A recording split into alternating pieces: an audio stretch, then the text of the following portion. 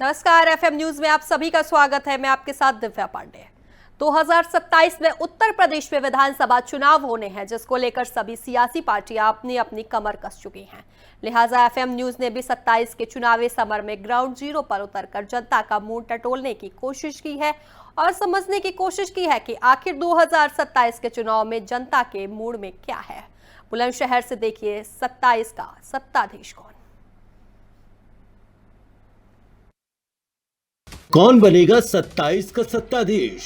जी हाँ, उत्तर प्रदेश में होने वाले आगामी विधानसभा चुनाव को लेकर सियासी बिगुल फूंका जाने लगा है। सभी सियासी दलों ने सूबे की जनता को रिझाने के लिए अपनी अपनी जोर आजमाइश भी शुरू कर दी है। इसी कड़ी में जनता के मूड में क्या है, इस बात की पड़ताल करने के लिए एफएम न्यूज की टीम उत्तर प्रदेश के बुलंदशहर पहुंची, जहां स्थानीय लोगों से समझने की कोशिश की कि आखिर उनके मन में क्या है और कौन से ऐसे मुद्दे हैं जिनको लेकर वो अपनी सरकार चुनेंगे। देखिए बुलंदशहर से एफएम न्यूज संवाददाता उपकार चौहान की स्पेशल रिपोर्ट। नमस्कार दोस्तों, एफएम न्यूज के खास कार्यक्रम 27 का सत्ताधीश कौन में आपका स्वागत है। आज एफएम न्यूज की टीम मौजूद है खुर्जा विधानसभा में। आज रूबरू होगी जनता के सवालों से। हालांकि खुर्जा विधायक मीनाक्षी सिंह को यहां पर बुलाया गया था, किसी कारणवश में यहां नहीं आ सकी, जो कि जनता के सवालों का जवाब देती। ऐसे में हमारे साथ यहाँ काफी लोग मौजूद हैं जो हमारे सवालों का जवाब देंगे और जो भाजपा के लोगों से सवाल करेंगे। सबसे पहले हम इनके पास आते हैं। क्या नाम है आपका, अपना परिचय दीजिए। मेरा नाम संदीप सिंह भाटी है। मैं खुर्जा से ही बिलोंग करता हूँ और मैं किसान यूनियन महाशक्ति का प्रदेश संगठन मंत्री। बोलिए क्या सवाल है? तो सबसे बड़ा सवाल ये है, हमारे इस विधानसभा में मुख्य समस्या क्या है कि जिसका अभी तक कोई समाधान नहीं हुआ है? खुर्जा विधानसभा में बहुत सी ऐसी समस्याएं हैं जो अभी तक बहुत, जैसे सड़कें हैं। सड़कें, गांव की सड़कों पे अभी जाके देख लीजिए, विधानसभा की जो सड़कें हैं वो अभी भी टूटी पड़ी हैं, जिनका कोई देखरेख अभी तक नहीं हुई है। गांव में जो तालाबों की व्यवस्था है वो अभी सुचारू रूप से नहीं हो पाई है। तालाबों में पानी सरकारी कागजों में उन्हें बिल्कुल दुरुस्त करके भेज दिया गया है, परंतु तालाब अभी भी खंड विखंड पड़े हुए हैं, उनकी कोई देखरेख नहीं हो रही है। सरकार की तरफ से कहा गया था कि तालाबों में, जो गांव का पानी तालाबों में जाना चाहिए। तालाबों पे अवैध कब्जा किया हुआ है लोगों ने, आज तक उनको नहीं हटाया गया है। मैं सरकार से विनम्र निवेदन करूंगा कि जो अब बारिश आने वाली है, नालों को देखें, तालाबों को देखें, क्योंकि आए दिन गांव में, शहरों में पानी भरता रहता है।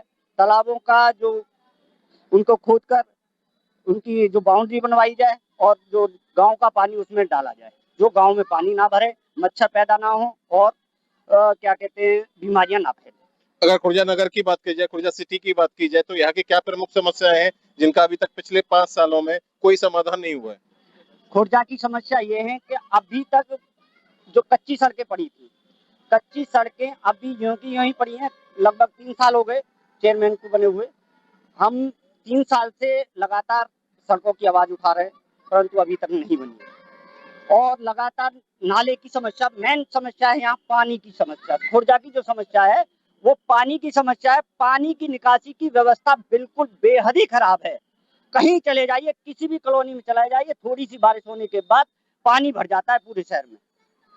अभी नाले की ले लीजिए, मैंने कई बार कहा कि नाले को सफा किया जाए, उसको जेसीबी से थोड़ा सा खरोचा और बराबर में डाल दिया और उसे कागजों में भेज दिया कि सफाई हो गई। मैंने कहा था मंदिर के सामने से जो पुलिया पड़ी हुई है उसको उखाड़ के बड़ी बना के उसमें होल किए जाए, जिससे कि उसकी लगातार सफाई होती रहे, परंतु अभी तक ने कोई सुनवाई नहीं की है। मैंने उनको ज्ञापन भी दिया और कई बार उनसे कहा कि नालों की व्यवस्था रूप से कराई जाए।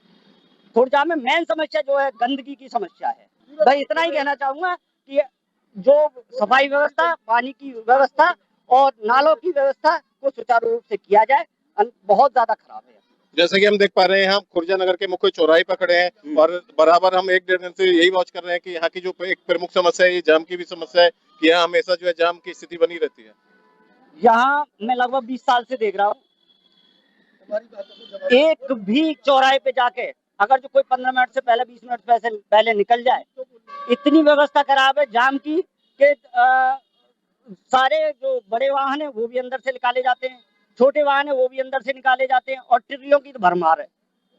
खुर्जा में ट्रिलियों की इतनी भरमार है कि अगर किसी भी लाइन में चले जाओ, कोई भी व्यवस्था, ना तो उनको चलाने की व्यवस्था पहले नगर पालिका की तरफ से कहा गया था कि इनको व्यवस्थित तरीके से अलग अलग रूटों पे चलाया जाएगा, परंतु अभी भी इनकी कोई व्यवस्था नहीं हुई।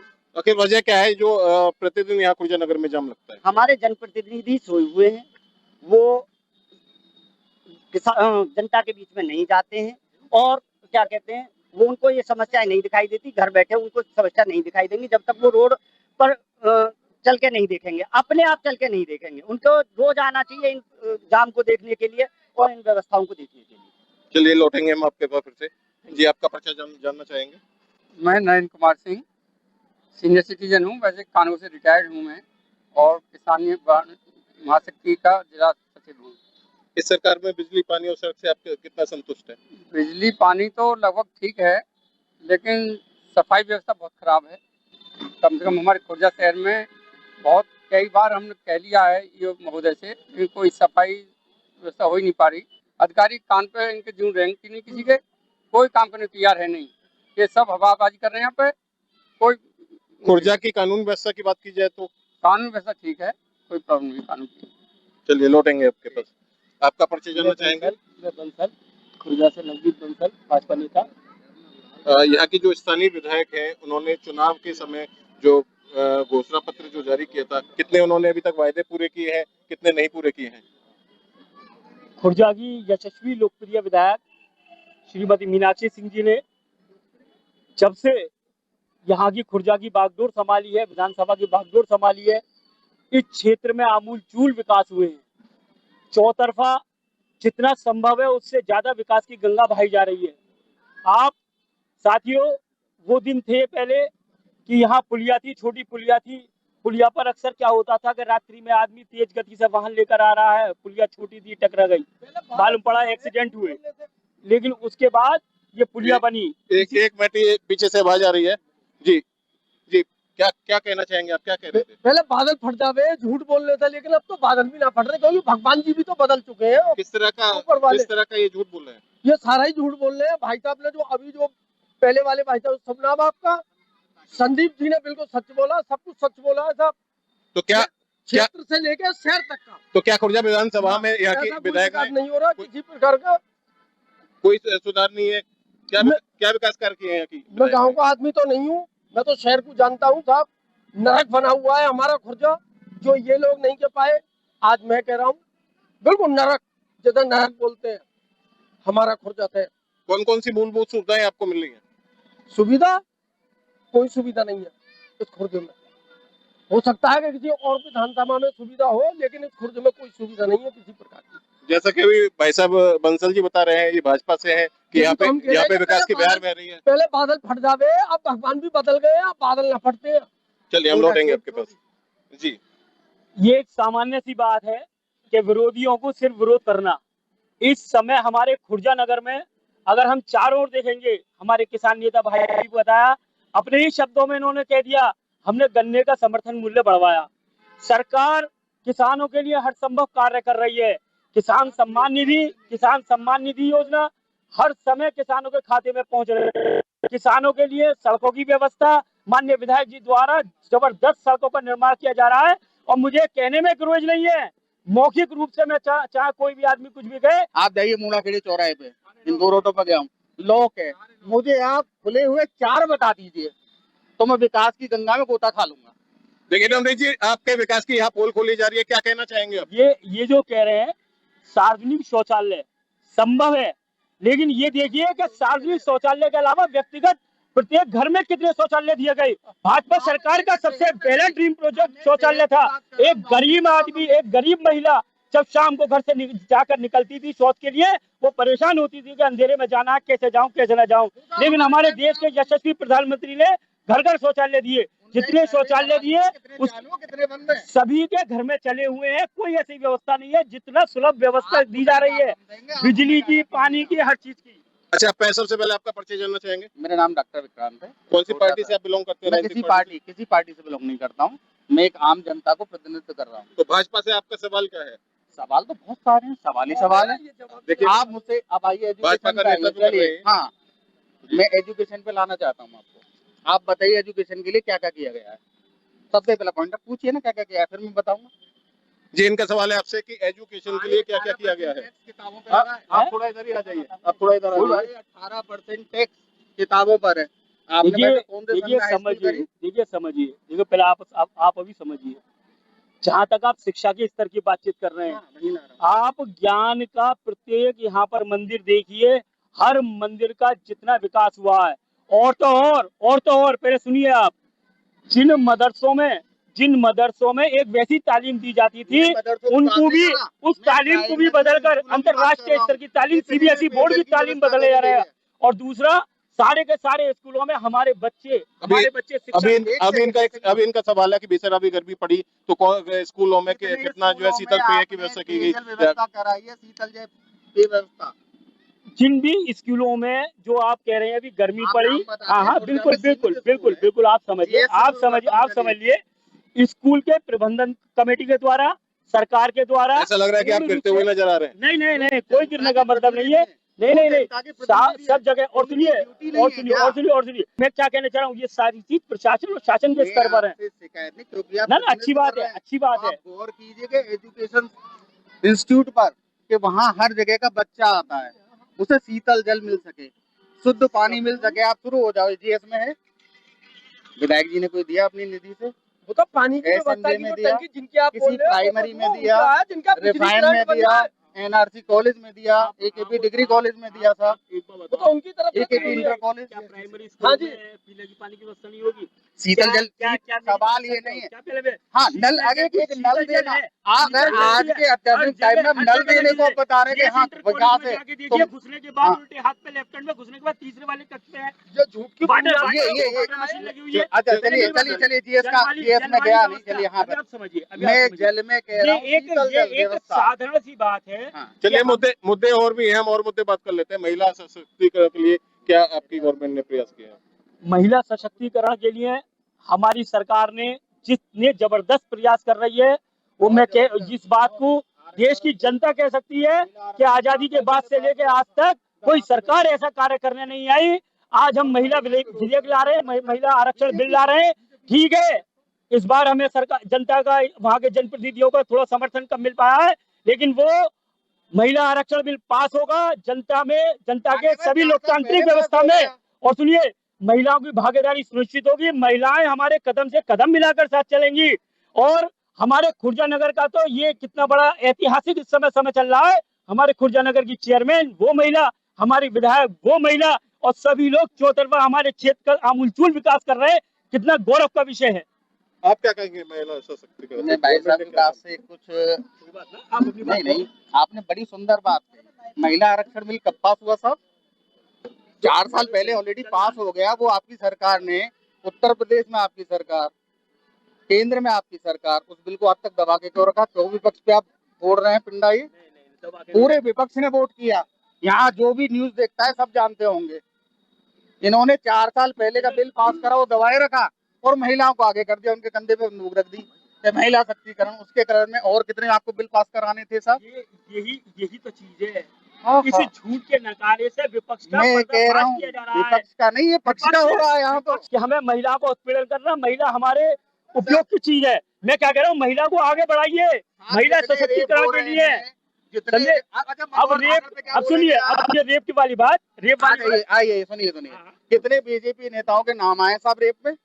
मुझे आपने पार्टी की बात करी तो जितने रेप, मनोहर ठाकरे कौन थे साहब? किसके नेता है? लॉ एंड ऑर्डर बहुत अच्छा है, लॉ एंड ऑर्डर की स्थिति बहुत अच्छी है। महिलाएं रात्रि को घूम रही है। आपकी सरकार को वॉशिंग मशीन कहा जा रहा है, आपकी सरकार को वॉशिंग मशीन कहा ये जा रहा सब बेकार की बात है। अगर जितने भी लोग हैं हमारी भाजपा की नीतियों से जुड़कर, विचार से जुड़कर अपने आप में परिवर्तन ला रहे हैं, और साथियों वो दिन दूर नहीं होगा जिस दिन हमारे देश में हमारे यशस्वी प्रधानमंत्री का जो कथन है कि देश कांग्रेस मुक्त होगा। आज हमारे देश में 22 राज्यों में भाजपा की सरकार बन चुकी है। है। हमारे साथ और भी लोग, हमारे साथ और भी लोग यहाँ मौजूद हैं। हम उनसे बात करने का प्रयास करेंगे। आपका परिचय जानेंगे, आपसे बात करेंगे, आपका परिचय जानेंगे। राम दिवाकर, मैं भाजपा कार्यकर्ता हूं और अपना खुर्जा विधानसभा क्षेत्र से अपने सेवा के प्रकल्पों के माध्यम से आम जनमानस से जुड़ा हुआ हूं। आपकी भाजपा सरकार ने युवाओं के लिए, रोजगार के लिए, नौकरियों के लिए क्या व्यवस्था? देखिए, हमारा देश 1947 में आजाद हुआ था और आज 2026 है, 78 वर्ष हो चुके हैं और 60 वर्ष कांग्रेस और विधर्मी शक्तियों की सरकारें इस देश के अंदर रहीं, जिन्होंने इस देश के अंदर कैंसर रूपी कोढ़ को एक ऐसी लाइलाज बीमारी के रूप में संपूर्ण भारतवर्ष में फैला दिया। उसके समाप्तिकरण के लिए पूर्ववर्ती हमारी 6 वर्षों की हमारे श्रद्धेय प्रधानमंत्री श्री अटल बिहारी वाजपेयी जी के नेतृत्व में और अब वर्तमान में देश के ही नहीं पूरे विश्व के यशस्वी और लोकप्रिय नेता प्रधानमंत्री श्री नरेंद्र भाई मोदी जी के 12 वर्षों का कार्यकाल पूर्ण हुआ है। 18 वर्षों से हम समाज के अंदर शुचिता, समरसता, सेवा, सुशासन और गरीब कल्याण के माध्यम से समाज की सेवा में सेवारत हैं और इसके साथ ही समाज के उत्थान के लिए अंतिम पायदान पर खड़ा हुआ वे व्यक्ति घर घर शुद्ध जल पीने के लिए जल शक्ति मिशन के माध्यम से पानी की टंकियां, गांव में भी शुद्ध जल की व्यवस्था हो, विकास के अन्य अन्य आयामों के माध्यम से समाज में एक अच्छा प्रयास करने का हम सभी लोग प्रयास कर रहे हैं। और रही युवाओं के लिए, देखिए भाइयों, कुछ लोग देश के अंदर विघटनकारी शक्तियां हैं, राष्ट्र विरोधी शक्तियां हैं और वो ये इन प्रकारेण इस भारत को नहीं चाहते कि भारत एक हो, अखंड हो, सशक्त हो, मजबूत हो, समृद्ध हो। वह चाहते हैं कि भारतवर्ष के अंदर नेपाल जैसा जेनजेड हो, भारत के अंदर बांग्लादेश जैसा जेनजेड हो। लेकिन भारत का युवा आज पूरी दुनिया के अंदर भारत सबसे युवा देश है और देश के जो प्रधानमंत्री हैं 150 करोड़ लोगों का प्रतिनिधित्व करते हैं। उत्तर प्रदेश की चल रही है। उत्तर प्रदेश के यशस्वी मुख्यमंत्री धर्म धुरंधर हिंदू हृदय सम्राट योगी आदित्यनाथ जी महाराज के नेतृत्व में संपूर्ण उत्तर प्रदेश की 25 करोड़ जनता पूरी मजबूती के साथ बिल्कुल यहाँ मुद्दा भैया रोजगार था जी, रोजगार पर ही बोल रहा हूं भैया। एक TLDC से नौकरी मिल जाएगी। 15 एग्जाम में फेल हुए हैं। योगी जी सरकार 15 एग्जाम में फेल हुई है। नीट के एग्जाम के लिए राफेल यूज करना पड़ गया। नीट के एग्जाम में क्या कहना चाहिए वाले कौन? 12 साल से आपकी सरकार है। उस कोड़ को निकालने के लिए हमारे प्रधानमंत्री लगे हुए हैं। पूरा भारतवर्ष देश के नरेंद्र मोदी प्रधानमंत्री जी के साथ और योगी आदित्यनाथ जी के पीछे खड़ा है। नहीं, सवालों से बचते नहीं। समाज शिक्षा की बात चली है, उन्होंने सवाल किया है। देखिए, शिक्षा के लिए आमूलचूल परिवर्तन हुआ है। नई शिक्षा नीति आई है। पहले अकबर महान पढ़ाया जाता था, औरंगजेब महान पढ़ाया जाता था। आज का इतिहास देखिए, शिक्षा नीति के माध्यम से छत्रपति शिवाजी महाराज, महाराणा प्रताप, पृथ्वीराज चौहान, शहीद आजम सरदार भगत सिंह को पढ़ाते हैं तो इन लोगों को दर्द होता है। लीक हो रहे हैं। अब तो विधर्मी गवर्नमेंट नहीं है, मैं एक्सेप्ट करता हूँ। 3 साल से आपकी सरकार है उत्तर प्रदेश में, सेंटर में। आप खुद कह रहे हैं 12 साल से। मेरा मुद्दा ये नहीं भड़काने वाला कोई बात करूँ मैं। मेरी जस्टिफाइड मुद्दा है कि जो एक बच्चा तैयारी कर रहा है, वो एग्जाम देने गया, मेरा एग्जाम बड़ा अच्छा गया था, मुझे ही ले लो आप एग्जाम्पल में। मेरा एग्जाम बड़ा अच्छा गया था, मैं खुश होते हुए बैठा बस में, मालूम पड़ी मोबाइल पे मैसेज आया कि एग्जाम पोस्टपोन, लीक हो गया पेपर। ठीक है, अगली बार वो पेपर फिर हुआ साहब, मैंने फिर फीस भरी, फीस नहीं भरी, गवर्नमेंट ने फीस माफ कर दी साहब। ट्रेवलिंग तो करी मैंने, होटल में कमरा तो लिया, उससे तो मेरा सरकार को राजस्व प्राप्त हुआ। उसके बाद में एग्जाम देने गया था, वो एग्जाम मेरा सही नहीं गया। पहले तो बहुत खुश था। तो 15 एग्जाम, एक नहीं 15 एग्जाम, एक नीट जैसे एग्जाम को कराने के लिए राफेल की यूज पड़ रही है, सेना की जरूरत पड़ रही है। तो आप उनको कॉम्पिटेंट कहेंगे, इनकॉम्पिटेंट कहेंगे? मैं तो आपसे पूछ रहा हूँ। जी, जवाब दीजिए। देखिए, ये सारे विषय हमारे देश के यशस्वी प्रधानमंत्री श्री नरेंद्र भाई मोदी जी और जो उच्च पदस्थ लोग हैं उनके संज्ञान में है और उस पर बहुत गंभीरता से विचार और चिंतन चल रहे हैं और आगामी जो परिणाम होंगे वो बहुत शुभकारी होंगे, सभी का भला होगा और शिक्षा नीति पर अच्छा काम। चलिए, यहाँ पे और भी लोग मौजूद हैं, उनसे बात करेंगे। उत्तर प्रदेश सरकार ने अभी तक किसानों के हित में क्या कदम उठाया? धन्यवाद भाई उपकार चौहान जी। मैं भारतीय किसान यूनियन महाशक्ति का राष्ट्रीय प्रवक्ता और हमेशा किसान, मजदूर, मजलूम के हितों में रहा हूँ। मैंने कभी किसी राजनीतिक पार्टी का ना तो स्वार्थ लिया है, ना ही कभी दिया है। जो लोग सेवा करने आते हैं, इनका खाली एक उद्देश्य रहता है, सेवा सेवा सेवा। लेकिन सेवा के नाम पे खाली मेवा खाके और एसीओ में बैठे रहते हैं, सेवा के नाम पे जीरो हैं। भाई सेवा करने आते हो तो क्यों तुम्हें पेंशन मिल रही है? मैं सरकार से, माननीय मोदी जी से, माननीय योगी जी से मैं अपने माध्यम से कहना चाहता हूं, जो हमारे राष्ट्रीय अध्यक्ष जी ने बात उठा रखी है और उस बात को हम लेके चल रहे हैं कि इस पेंशन को, विधायक सांसद की पेंशन को तत्काल प्रभाव से बंद किया जाए। इसका पूरे क्षेत्र में बहुत बड़ा विरोध है। दूसरा, जो हमारे भाई है, हमारे साथी हैं, फौजी है, पुलिस में है, इनको पेंशन जो है चालू की जाए। ये हम लोग इस मांग को कब से उठा रहे हैं, लेकिन हमारी मांग नहीं पहुंच रही है अभी तक ऊपर। यहाँ के स्थानीय विधायक ने अभी तक पिछले 5 वर्षों देखिए, में यहाँ के स्थानीय विधायक की मैं कहना चाहता हूँ कि यहाँ चेयरमैन भाजपा का, विधायक भाजपा का, लेकिन दोनों में मतभेद होने के साथ साथ खुर्जा में विकास जीरो। कभी भगवान दास सिंगल चेयरमैन माननीय थे, उन्होंने इलेक्शन टाइम पे ये किया था, खुर्जा को वृंदावन बना दूंगा, खुर्जा को ये बना दूंगा। तो उन्होंने वृंदावन के नाम पे क्या व्यवस्थाएं दी हैं वो तो अब सब जनता देख रही है। बस क्या करते हैं, दुकानदारों का नुकसान करने का उन्होंने सोच रखा है कि भाई जहां थोड़ा सा घंटा 10 मिनट बुलडोजर चलवाया और बात खत्म हो गई। भाई तुम सफाई करा रहे हो, तसल्ली से एक क्षेत्र पूरा लो और सफाई कराइए। हमारा एक सवाल है कि आपसे क्या ऐसे मतभेद हैं कि खुर्जा का विकास नहीं हो पा रहा है, इनके मतभेद के? मेरा कोई किसी से पार्टी से मतभेद नहीं है, ना मेरा किसी जनप्रतिनिधि से। आपने आरोप लगाया कि खुर्जा विधायक और हाँ बिल्कुल, ये बात स्पष्ट है, ये जग जाहिर है। इसी वजह से खुर्जा का विकास रुका हुआ है। और भाई खुर्जा का विकास रुका हुआ है, स्थिति आप देख लें चल के, नालों की स्थिति है, अभी बारिश आने वाली है, फिर पोल खुल जाएगी। भाई जो लोग कह रहे हैं खुर्जा में विकास की गंगा बह रही है, उसकी पोल अभी वो नाई सिर पे बाल कितने के आए जामे सामने, तो अभी बारिशों में सामने आ जाएंगे। लेकिन मेरा फिर भी ये कहना है कि देखिए, जनप्रतिनिधि जो भी आए सेवा के भाव से आए हैं, चाहे वो विधायक हो चाहे वो सांसद हो, तो मेरा माननीय योगी जी से, माननीय मोदी जी से निवेदन है, मैं फिर करना चाहूंगा कि इन विधायक और सांसदों की पेंशन, इनके भत्ते, भाई ये सेवा के लिए आए हैं। अब दूसरी बात आ जाइए, अभी हमें कोई काम है, किसी विधायक से काम है, किसी सांसद से काम है, हमने कि हमें लेटर पैड की जरूरत है?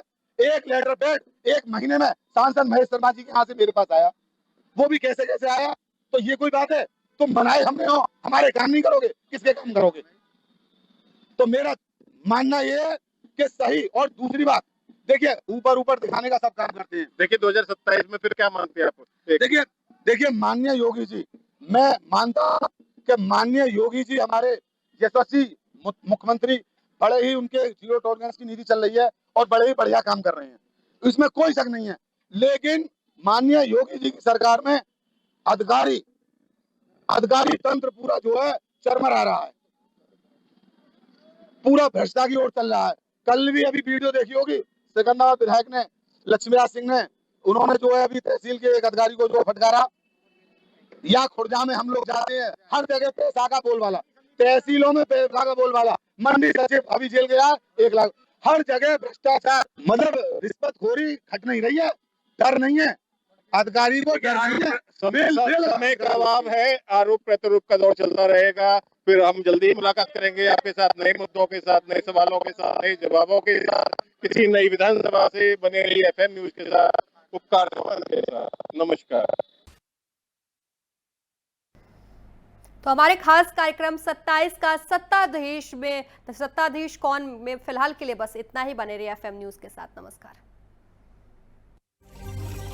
आप देख रहे हैं FM न्यूज, भरोसा आप सबका।